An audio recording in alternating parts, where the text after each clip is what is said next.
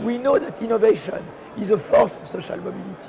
So the danger, if you overtax capital and innovation, is that you reduce at the end social mobility.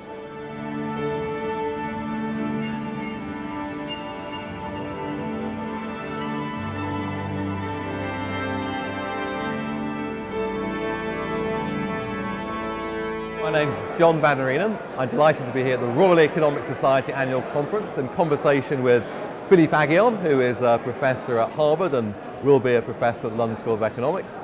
He is the father of endogenous growth theory, which is what frames all our discussions here, how governments can intervene in a positive way to help growth. We're going to be discussing ways to create more innovation, which is at the heart of growth, and policies towards that. The tradition in where we come from in thinking about innovation policy has been focused on firms and firms' incentives, which are very important.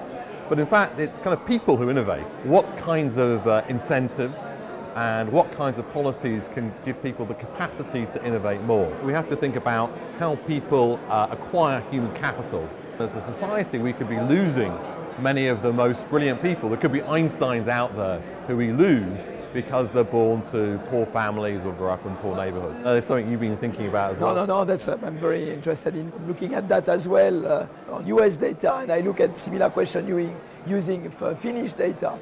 We can show that inventors are more likely to make it to the top income bracket than non-inventors. Invention is a way to climb the social ladder. It's even more true if you are more educated. Right. So education is not only an input to becoming an innovator, but it also makes sure that once you innovate, makes you more likely to make it to top income brackets. I mean, that's very important because like in Britain, for example, there's at the top of the education system, the UK does very well. So we have elite institutions, same as France. Yes. But where often we fail as societies is for people in the bottom 10%. Exactly. So if you look, I think as the Finnish data shows, the American data shows, if your father and mother are in the top 1% of the income distribution, the chances that you grow up to be an inventor are about 10 times higher than if you're in the bottom 50%. Yeah. And some people say, well, that's just because, if I'm rich, you're smart, your kids are smart, and therefore your kids grow up to be. There's going to be something in that. But what happens to poor kids is that their initial ability only explains a small fraction of why they don't become inventors. A lot of the difference comes when they go through school. So the gap between rich and poor opens up more and more. By the time you know whether somebody went to, École Polytechnique or to Harvard or to LSE, it doesn't matter how rich your parents are. Once you control for good schools. Once you know what whether you graduated from MIT, so once you control, basically income starts mattering. Because we find that on education matter. Parents' education matters marginally on top. What's nice with Finnish data, but we don't have that yet, is that military service is compulsory in Finland. So we will have direct IQ data. Right, very good. Then we'll be able to decompose education, parents' income, and IQ. So there is evidence that, for firms, if you give them research and development tax credits, this can increase the amount of R&D. Do we think that's also true for individuals? I mean, how important do you think the individual tax system is? I think, for example, in France, taxation is excessive. It's not only taxation, it's a mixture of taxation. If you want to set up a firm in France, you need to go through enormous amount of red taping. That, I think, deters innovation. But also, capital income is taxed too much. I don't say it should not be taxed, but I think you have to be careful. The Swedes changed their tax legislation.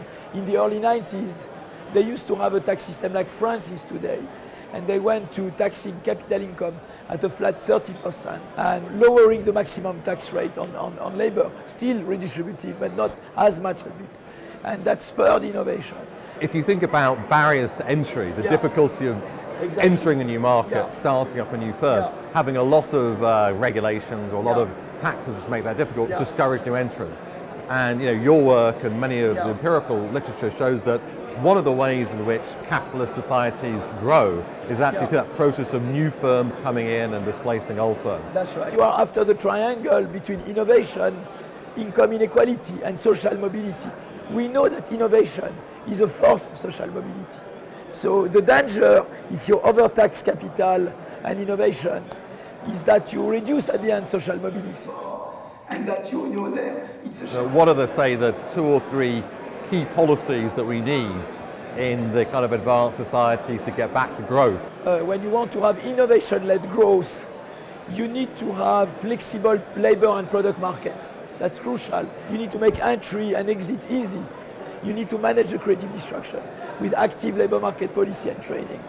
Those are key. And you need to have good education and higher education system. There's been a failure in the UK to make long-term investments in things that really matter for growth, especially in transport and energy. There's been underinvestment in infrastructure, and when Philippe and I were doing the LSE Growth Commission, we proposed that there are particular ways that big decisions can be made in much better ways, so they're not caught in the political cycle of doing one thing and then switching to something else. So I'd also add to that the importance of investing in infrastructure, which can have multiplier effects on growth and prosperity in the future in this country and others. Thank you very much. Likewise, it was great to meet you. Thanks.